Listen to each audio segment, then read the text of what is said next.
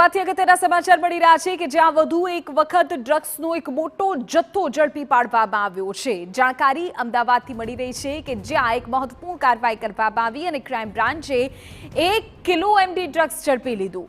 ઝડપાયેલા ડ્રગ્સની કિંમત 1 કરોડ જેટલી થાય છે। પોલીસે 2 આરોપીઓની પણ અટકાયત કરી લીધી હોવાના સમાચાર છે। જયપુર રતલામ માર્ગે અમદાવાદમાં ડ્રગ્સ લવાયું હતું। ઇકો કારના ટાયરમાં સંતાડીને ડ્રગ્સને લાવવામાં આવી રહ્યું હતું। આપ દ્રશ્યો જુઓ, કારના ટાયરમાં ડ્રગ્સ છુપાવીને ઘુસાડવાનો આખો કિમ્યો હતો। જો કે ક્રાઇમ બ્રાન્ચે કરી મહત્વપૂર્ણ કાર્યવાહી અને 1 કરોડનું ડ્રગ્સ હવે ઝડપી પાડ્યું છે। હરીન બાત્રાવાડા અમારા સંવાદદાતા આ બાબતે વધુ જાણકારી આપી રહ્યા છે। હરીન, પૂરી વિગત।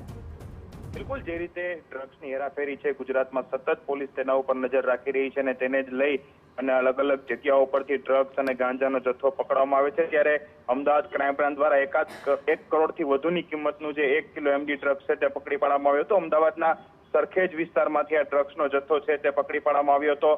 ડ્રગ્સનો જથ્થો મંગાવનાર અને જે વ્યક્તિ પહોંચાડનાર છે તેની ધરપકડ કરી છે। પરંતુ જે રીતે આપ વિડીયો જોઈ શકો છો કે જે કારનું ટાયર છે ને તેની અંદર આ ડ્રગ્સ છે તે છુપાડવામાં આવ્યું હતું। એટલે કોઈ પણને શંકા ન જાય, કદાચ પોલીસ પણ ગાડી ચેક કરે તો પણ તેમને શંકા ન જાય તેવી રીતે આ ડ્રગ્સનો જથ્થો છે તે સંતાડવામાં આવ્યો હતો।